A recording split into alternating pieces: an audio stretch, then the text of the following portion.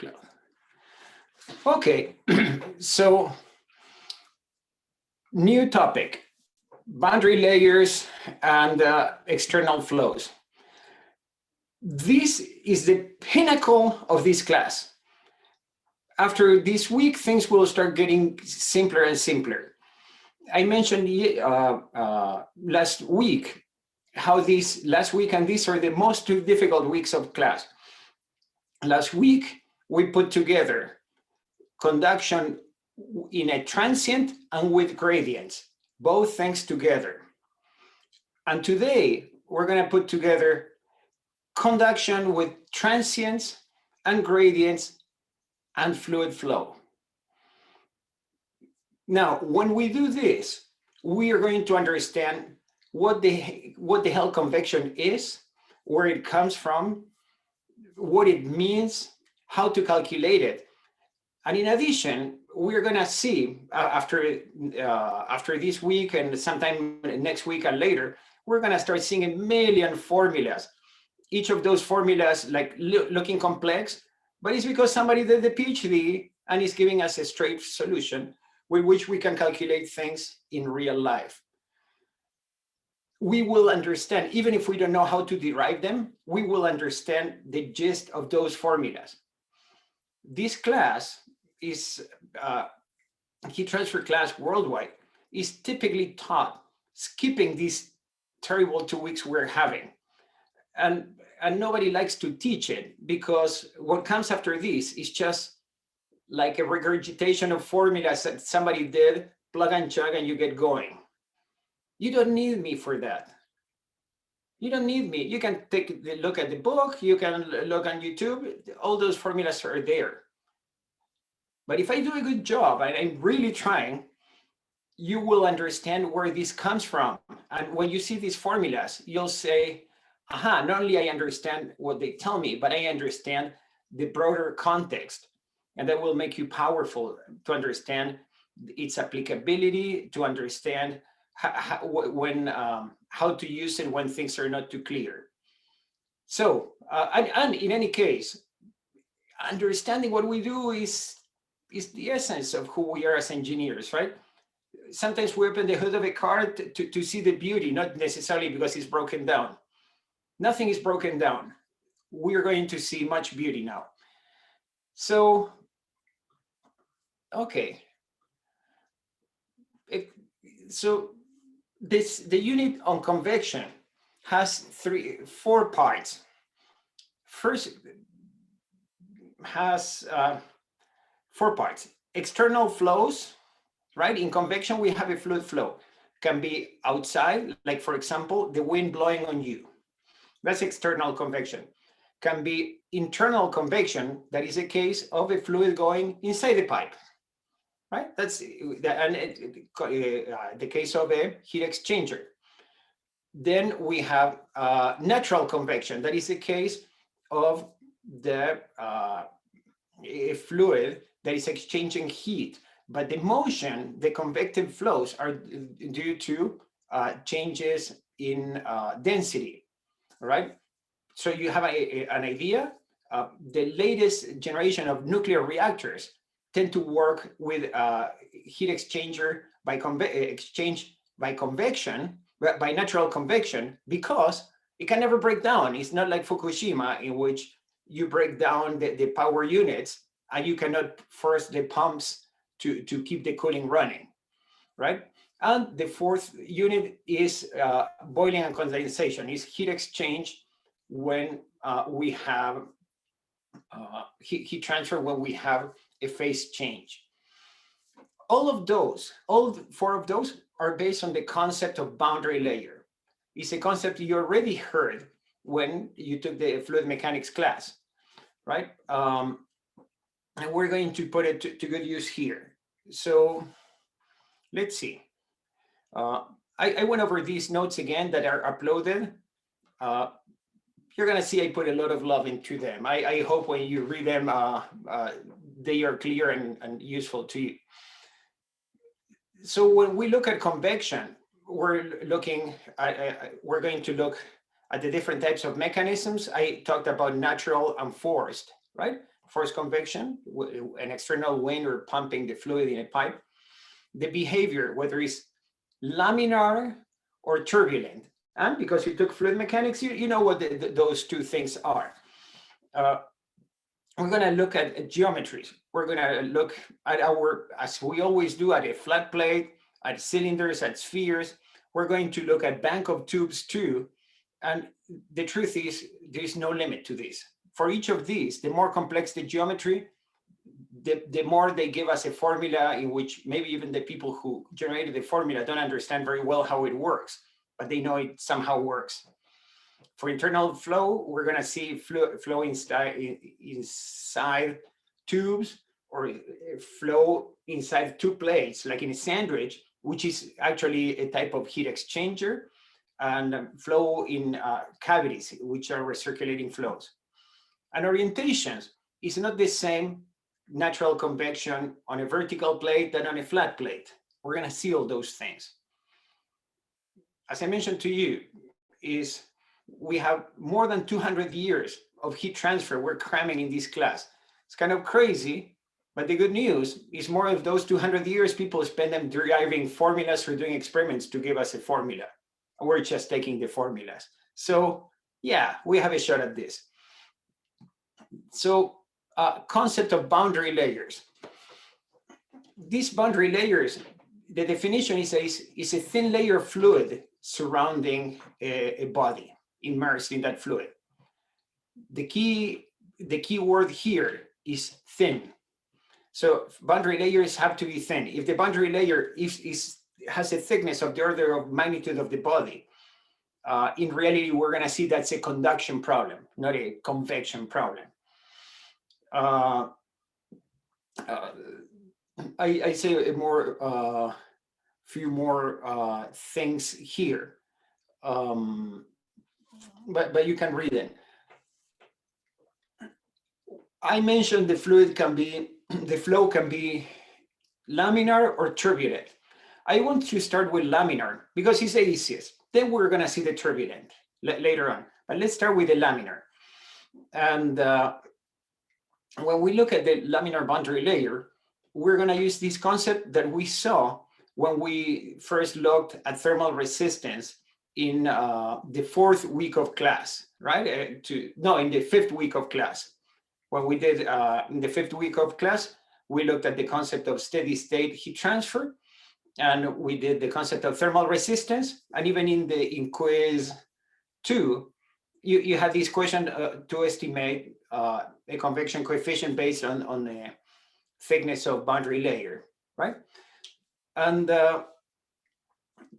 this concept of boundary layer as an insulation blanket is what is going to carry us through the next 4 weeks, right?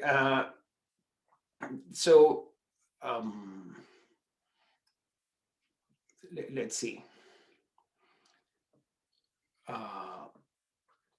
The catch is that we need to bring some concepts of fluid mechanics, but let's have a little bit of a review here.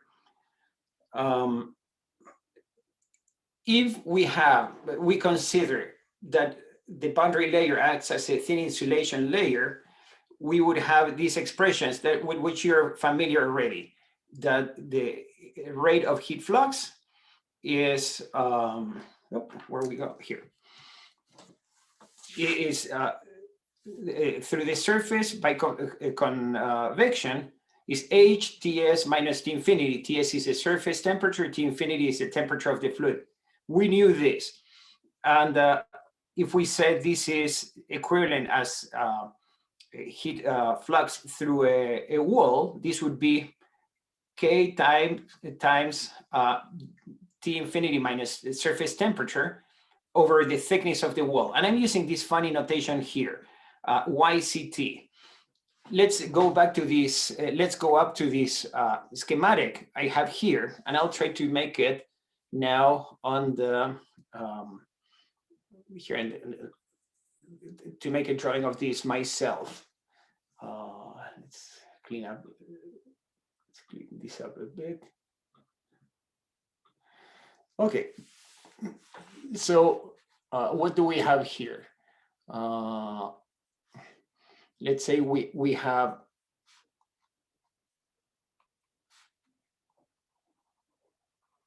a surface, and this is this is our surface. I'm going to put a coordinate axis here. So the coordinates are going to be, let's say,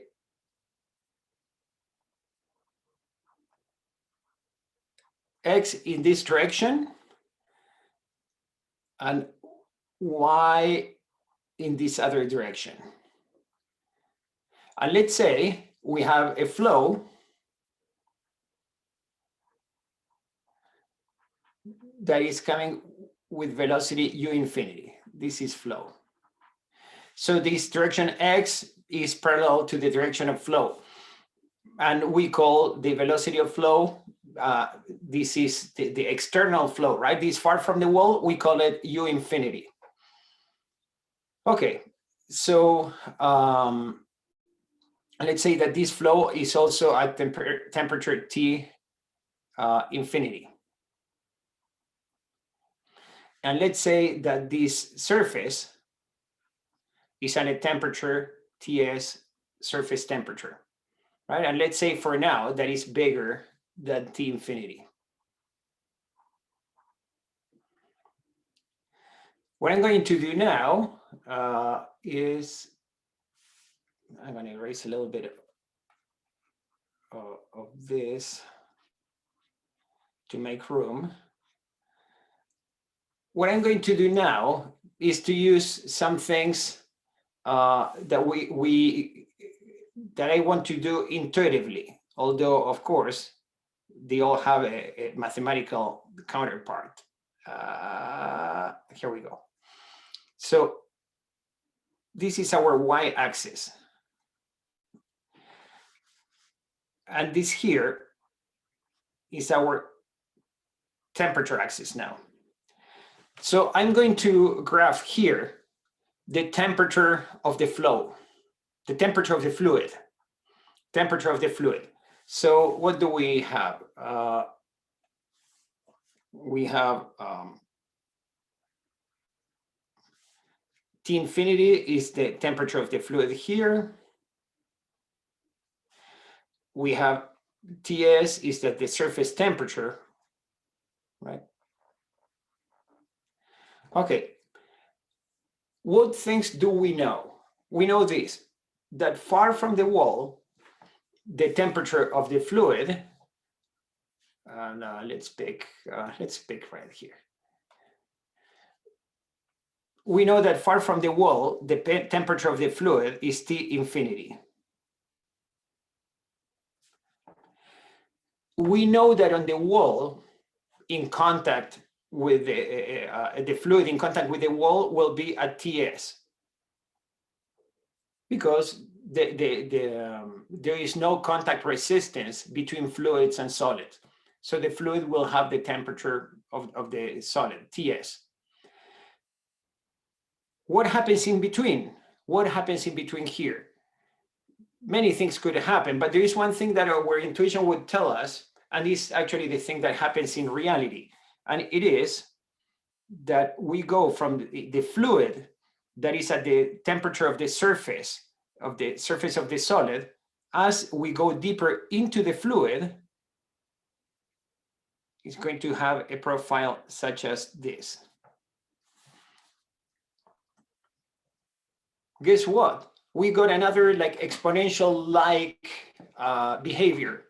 We saw something like this with lumped capacitance, although the independent variable then was time. We saw something like this in fins, and the independent variable was length along the fin.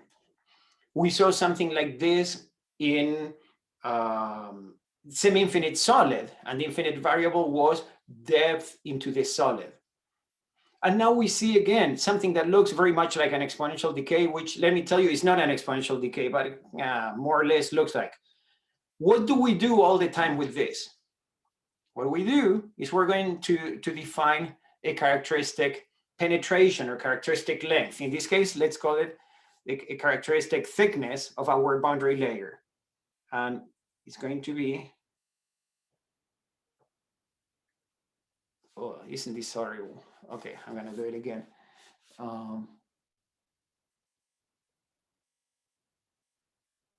Okay, this is better. Let's erase this offensive one.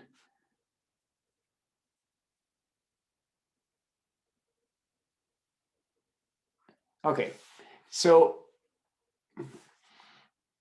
we have, by doing a tangent, we have here what would be the characteristic penetration of heat into the fluid.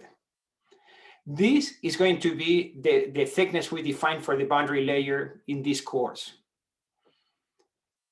Because this is smooth and there's nothing exactly that happens sharply at this point, people can have other definitions. But if we use this definition, we will have so many advantages. So I'm gonna stick with it and you will see those advantages. So often the boundary layer is called delta, but because delta is often used for other magnitudes, I don't want to use delta, and I was left with only the unpalatable choice of calling this would be this is y characteristic, yc, and I'm going to put here a t to indicate that this is, we're talking about the thermal boundary layer. Later on, we're gonna discuss the viscous boundary layer, which you already know from fluid mechanics. But I want to start with the thermal one because it's heat transfer and actually is helping us to define the concept now. So we are going to say, based on those formulas,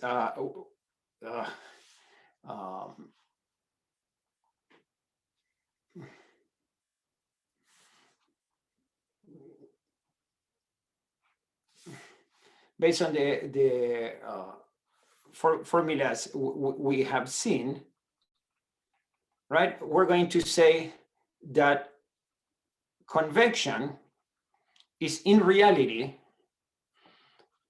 conduction through the boundary layer. And the boundary layer happens only because we have fluid flow and advection.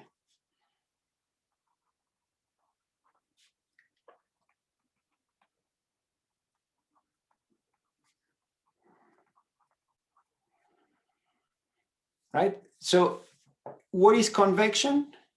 Convection is conduction through a boundary layer. And why we have a boundary layer? Because of fluid flow.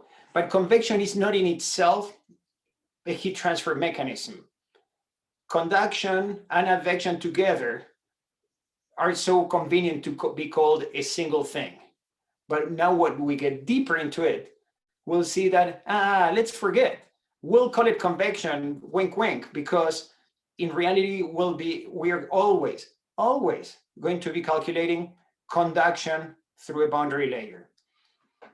And what is the thing? And the real question for us is going to be, what is the thickness of this boundary layer? We went from saying, what is the heat transfer by convection to say, well, is this formula with an H? Then the question is, what is H?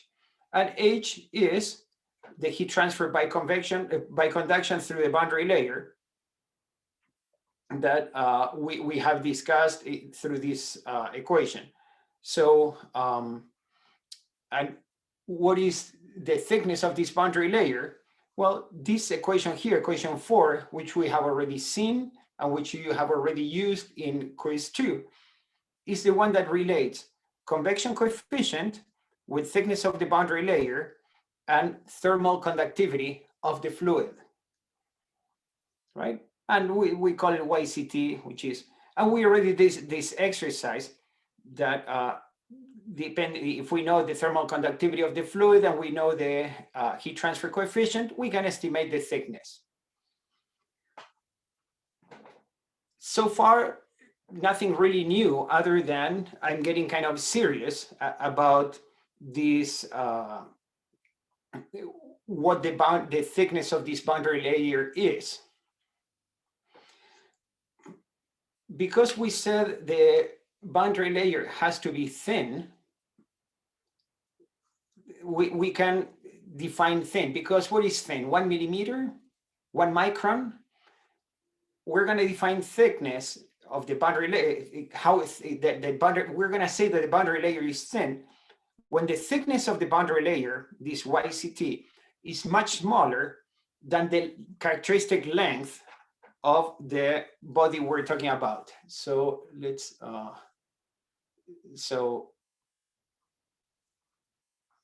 don't know, let's say something like this would be the characteristic length of the body.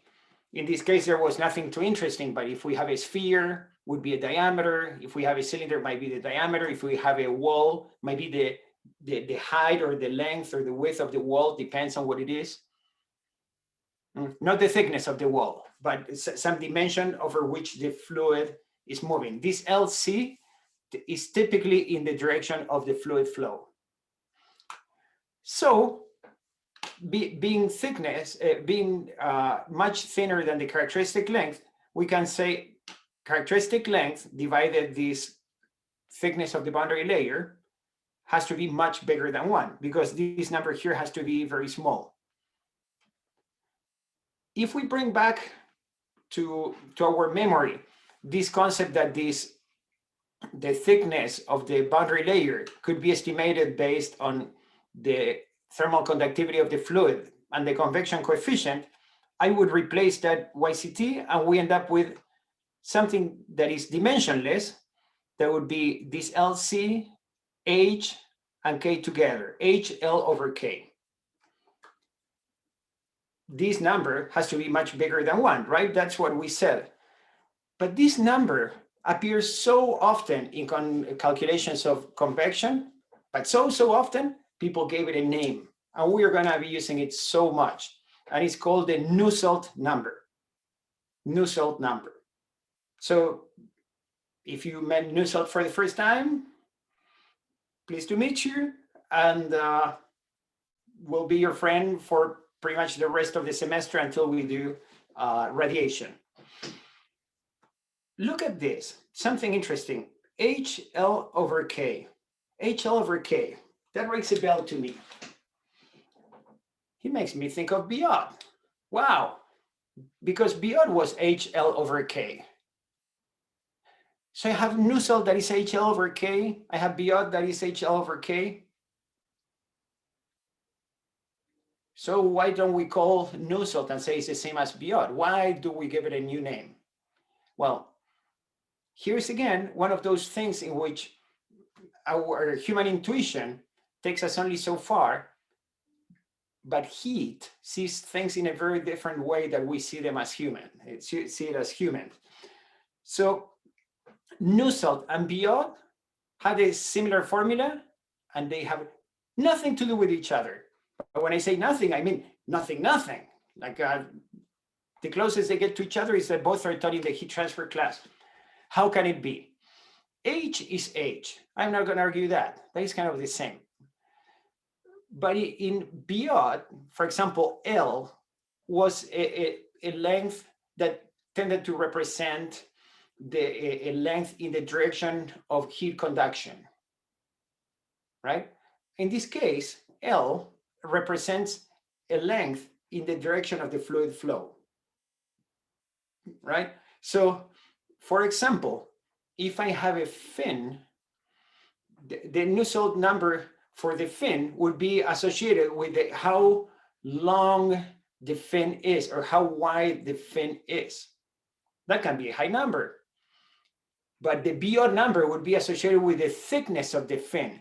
That can be very thin, right? So although both have an L, and you might memorize HL over K, the L we're talking about is not the same. One is L, where the fluid, the fluid moves, and the other is L, along which conduction happens. Another important difference, in Biot, K was the thermal conductivity of the solid.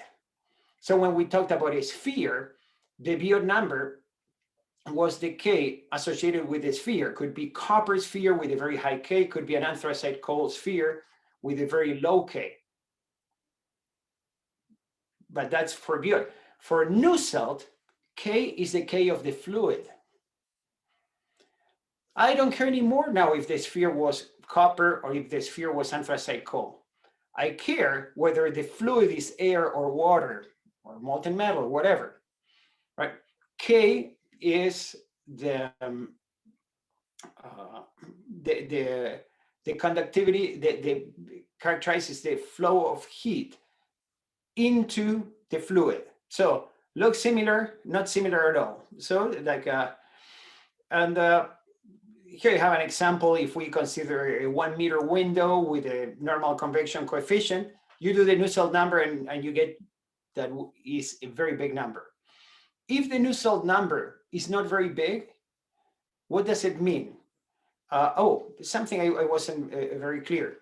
Well, more or less, I was. So if inside the boundary layer, the dominant heat transfer mechanism is conduction.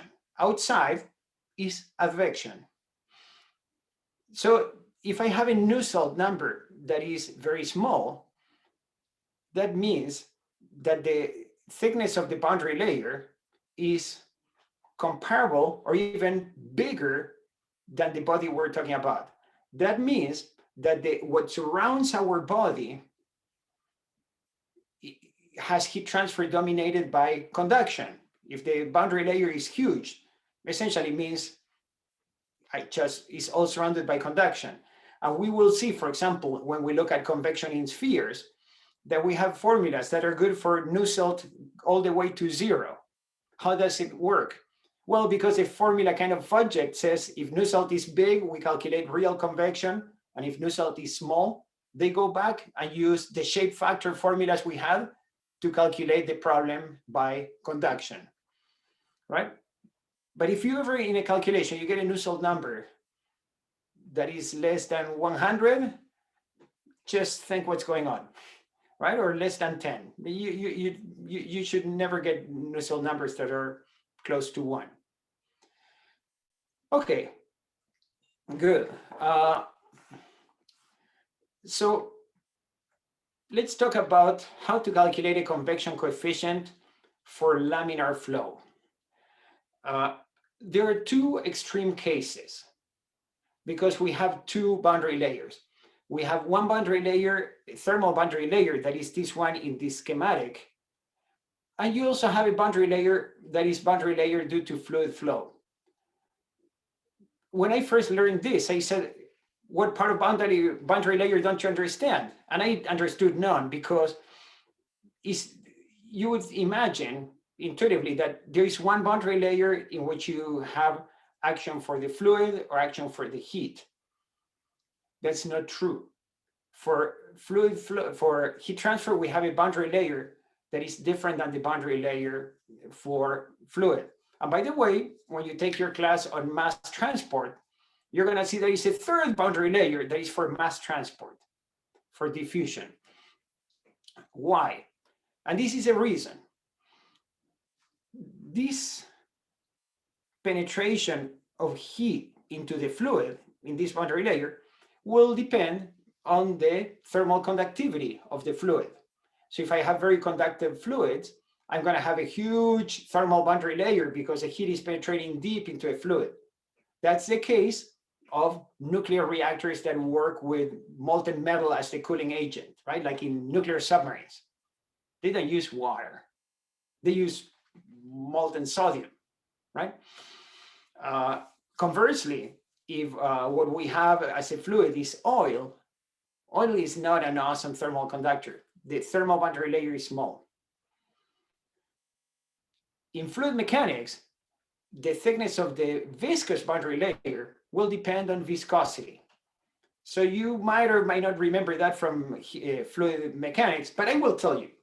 So when a fluid is thick, the viscous boundary layer tends to be thicker. And when a fluid is very liquidy, very runny, of low viscosity, the boundary layer tends to be small, because what transmits motion is viscosity. So, for example, if we consider the case of molten metals, the viscosity of molten metal is more or less the same as water. would be a thin boundary layer, a thin viscous boundary layer. But but thermally, because they conduct metal very well, it's going to be a big thermal boundary layer. In the case of molten metals, the thermal boundary layer is going to be big, viscous boundary layer small. Conversely, and we have so many chemi and petroleum people here, if we talk about oil, oil has or can have high viscosity, so it's going to have a big viscous boundary layer, but oil is not very good at conducting heat. It's going to have a very thin thermal boundary layer. What we see is that there are two extreme cases then, in which one boundary layer is much bigger than the other. Case one here is when the thermal boundary layer is much bigger than the viscous boundary layer. Example, molten metals. The case two is when the viscous boundary layer is much bigger than the thermal boundary layer. Example, oils, like oil in a heat exchanger. The easy one is the first one, the one for molten metals in nuclear reactors. We're going to start on this one, and then we're going to see how we extrapolate this knowledge to the case of viscous boundary layers that are bigger. So very important to keep in mind, we have two phenomena, heat transfer and fluid flow, and each phenomena has a boundary layer associated with it, which is not necessarily the same. So let's start in this case, what I put as 3.1, the thermal boundary layer is much thicker than the viscous boundary layer. So let's see. So in this case, and in this drawing you see on the right, what have I done there? I'm drawing I'm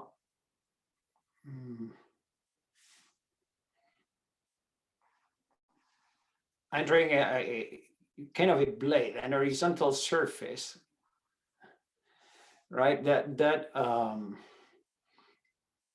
is supposed to be plane, and someday I'm gonna be able to make better drawings here. And we have a flow that is coming with U infinity T infinity. And this flow, if I make a profile, I'm going to be moving relatively fast as I do these things because it's so difficult that you need to spend an amount of time on your own. If I go half as fast, you still will need some time for you to sit down and think about this. So as I speak, if things don't immediately make sense to you, that means you're normal. But also means you have to go and start making schematics. You can take a look at the notes. I did my best job. You can take a look at the heat transfer textbook, or you can even go back to fluid mechanics to refresh a bit. There are lots of cool videos on YouTube about boundary layers, right? But I have one that I want to show you next class, but none are straight to the point, so they're all fairly long. Okay, so if I consider this point in this plate, and the fluid is going on both sides, but I care only about the top. If I consider this point here in the plate, I'm going to graph in this point the velocities. And if it is a fluid that is not very viscous, we're going to have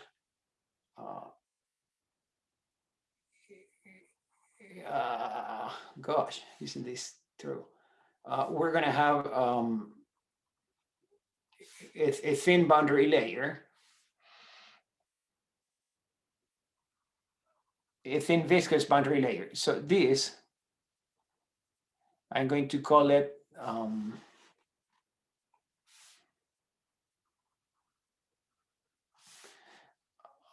I'm going to call this one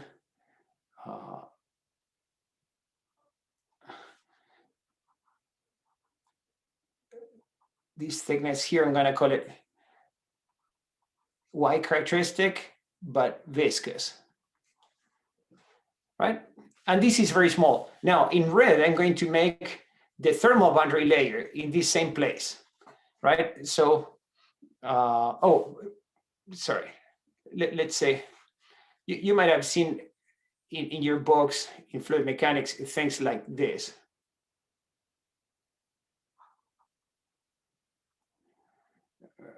Right.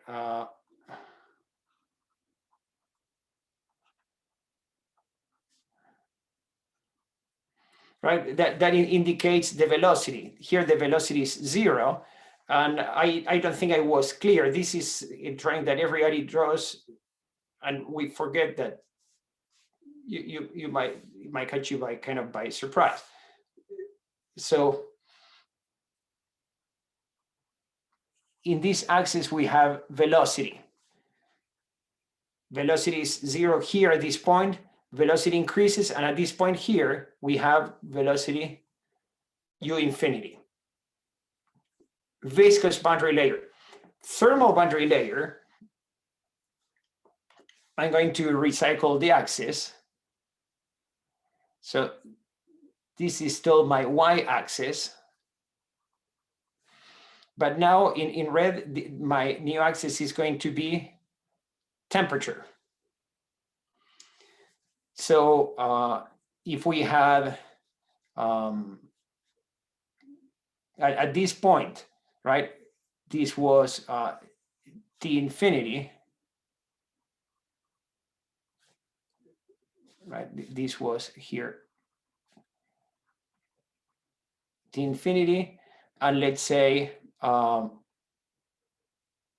here was T of the surface, and we said T surface was bigger than T infinity.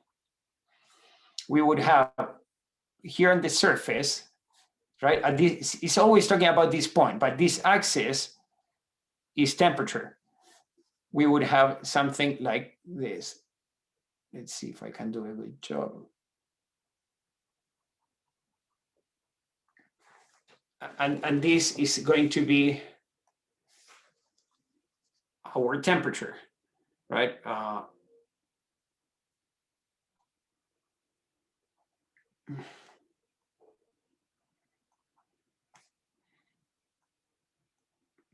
So far from the surface, we are at this part here. This is T infinity. On the surface, we are at T surface.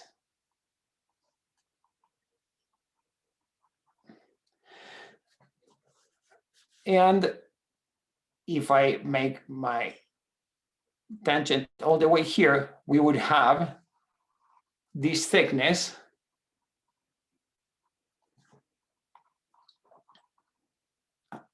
that is YCT, which is, let's call it in this case, much bigger than the YCV. I've been doing this drawing for years, so it's not even all that pretty, but I did more or less quick. It's super important and will be in quiz 3, questions about what is the relative thickness of these boundary layers? How do we visualize these relative to each other? Before we stop, I want to say something important about this graph. Heat conduction, and I'm going to, heat conduction is happening in all this part, right? This part here, we have heat conduction.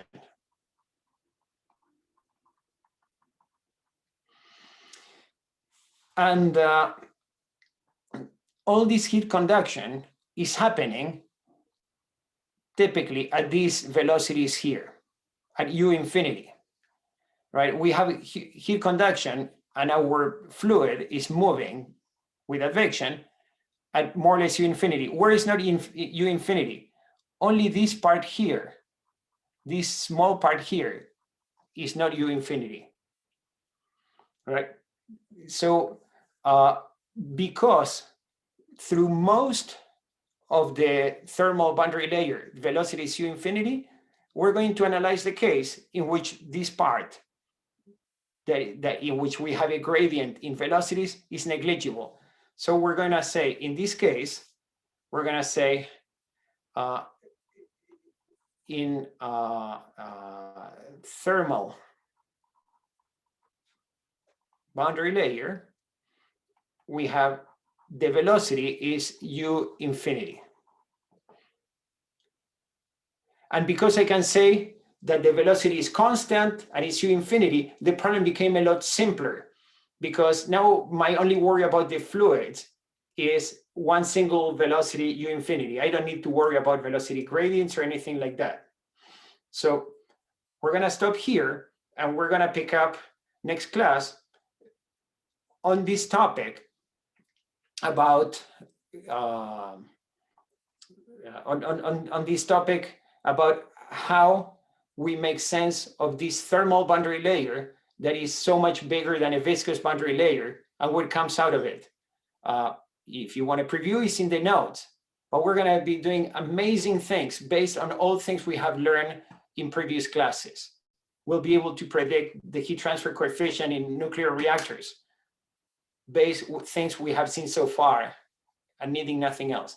Let's stop here, and I'll see you on Friday. Thank you.